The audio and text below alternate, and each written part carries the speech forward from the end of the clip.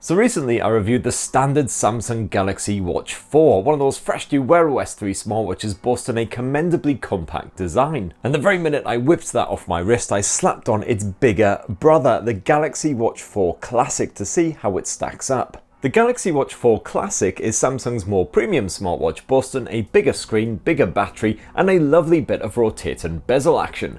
Boner time. However, the Classic model is also considerably more expensive than the standard Samsung Galaxy Watch 4, starting at 369 quid or 369 euros. So is the Classic model worth that price hike? Is the battery life less sucky? And basically, should you stick one on your arm? Well, I've been testing it out for a full fortnight now, so here's my Galaxy Watch 4 Classic review. And for more on the latest and greatest tech, please do subscribe and ding that notifications bell. Cheers! Now, the Samsung Galaxy Watch 4 Classic certainly isn't as delightfully compact as the original, coming in 42 or 46mm flavours. This here's the Big Daddy 46mm model, and as you can see, it's not too ridiculously oversized even on my puny childlike wrists. Nor does it feel particularly hefty at just a shade over 50 grams. Now, while the standard Galaxy Watch 4 had an aluminium casing, the Galaxy Watch 4 Classic upgrades that to stainless steel, and you've got it in a choice of two different colours, black or silver, plus of course Samsung is once again offering a huge variety of different bands to really change up and customise the look of your watch. And a full fortnight on, that stainless steel case is still in perfect nick as well, despite my usual combination of exhaustion and intoxication, meaning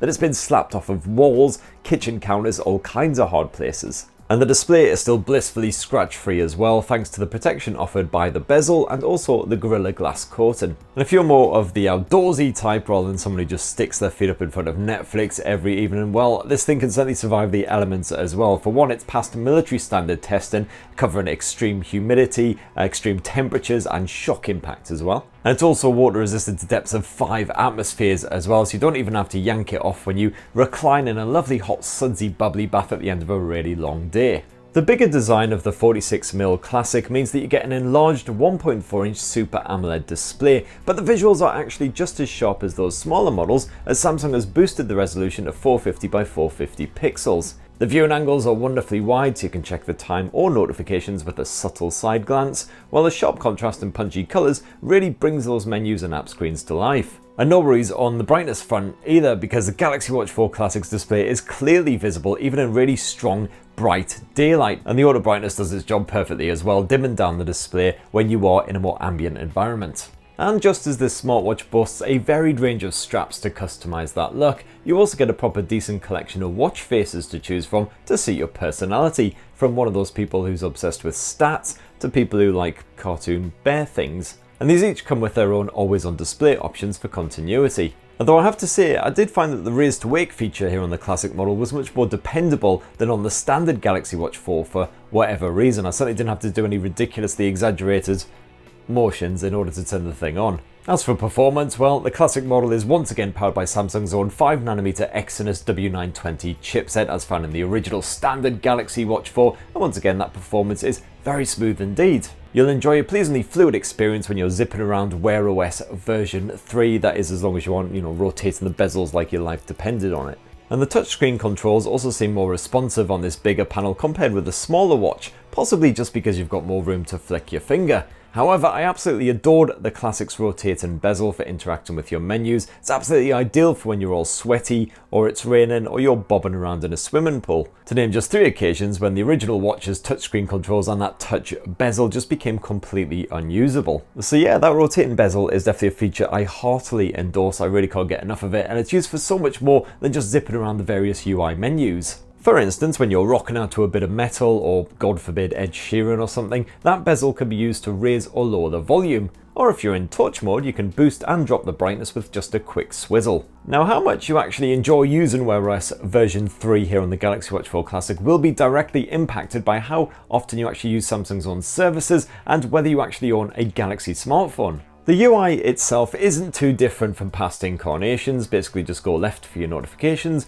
go right for your tiles, which are simply widgets, swipe down for your quick panel and settings, and swipe up for all of your apps. As with the original watch, this mofo comes preloaded with Samsung services like Samsung Pay and Samsung Health. Although you do have the option of jumping into the Google Play Store directly through your watch and downloading alternatives like Google Pay. That said, it's just simply not as good an alternative here, purely because you can quickly load Samsung Pay by long pressing this bottom button here. And sadly, you can't reconfigure that bottom button, so a long press will bring up Google Pay instead of Samsung Pay. It is stuck that way. Your best option is to go into the watch settings and have it so Google Pay pops up when you double tap the top button instead, because you can basically map that action to any app of your choosing. Similarly, your chum and mine Bixby can be called upon by holding down the top button or by saying hi if you've enabled voice control. And while Bixby is still a sack of cat turds if you want to do anything more complex than ask about how today's weather is going to be, the watch's built-in mic did at least pick up everything I said,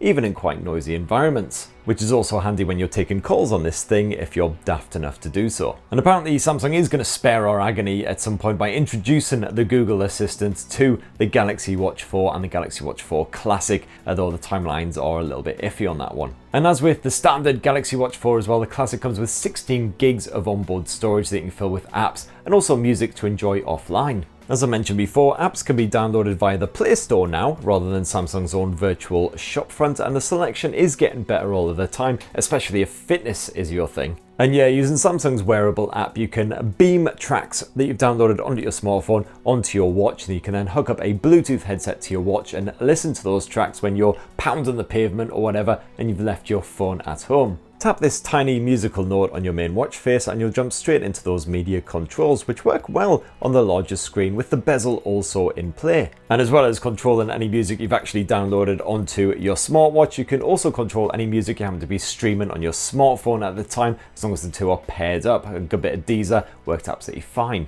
That Galaxy Wearable app on your phone is definitely well worth playing around with, as you can easily manage all of those watch apps, as well as reorder the watch tile setup and that quick panel too. And using that app, you can also tinker with basically all of the watch's settings. You can download fresh watch faces. You've got a Find My Watch feature if for some reason it's not just strapped to your arm. And you'll find that if you use a Samsung Galaxy smartphone instead of any other random Android, the syncing process is a little bit better. Little things like the Do Not Disturb marry up nicely, but I found it worked absolutely perfectly with this Vivo X70 Pro Plus, which I've been rocking for a while. And as long as you've got the Samsung Health app downloaded to your smartphone as well, that'll just pair up again with your watch and sync all of that data flawlessly. Speaking of fitness, you've got over 100 different exercise types to choose from here, and no, I didn't even realize that there were that many ways to turn yourself into a moist, hyperventilating pile of trembling flesh. I definitely can't see myself ice dancing anytime soon, but at least I know that if that most unlikely of scenarios ever does arise, the watch has me covered. Every calorie will be counted.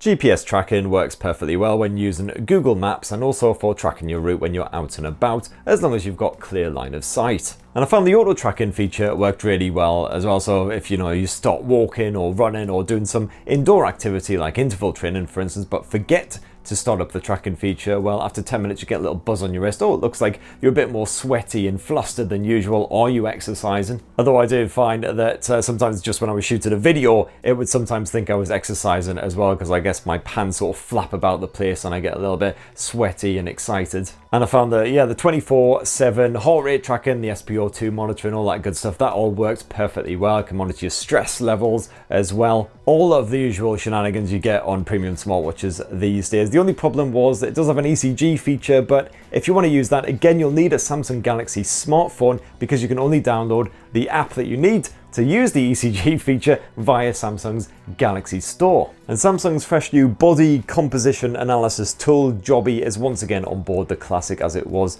on the original smartwatch. And does it work? Still not entirely sure. That bioactive sensor takes around 10 to 15 seconds to judge you, taking into consideration info like your weight and height, before spaffing out a load of measurements including your skeletal muscle, fat mass, body water. And yeah, it could just be a massive serving of battered bollocks as far as I'm aware, absolutely no clue whatsoever, but at least it does give you an idea of whether your scores are moving up or down over a given time, so it's just an extra incentive to put down the pork pie or the Scotch egg and pick up some weights instead. Now, the final area where the Classic model offers an upgrade over the standard Samsung Galaxy Watch 4 is the battery capacity. That has been boosted to 361 milliamps, a bit more generous. And let me tell you, I was hoping, I was praying that that would prove enough to get me through at least 2 full days of use between charges, but sadly, that wasn't the case. At the end of the day, when I finally collapsed into bed, I found I always had between 40 and 50% of charge remaining. So then basically I was faced with a choice. I could either plug it in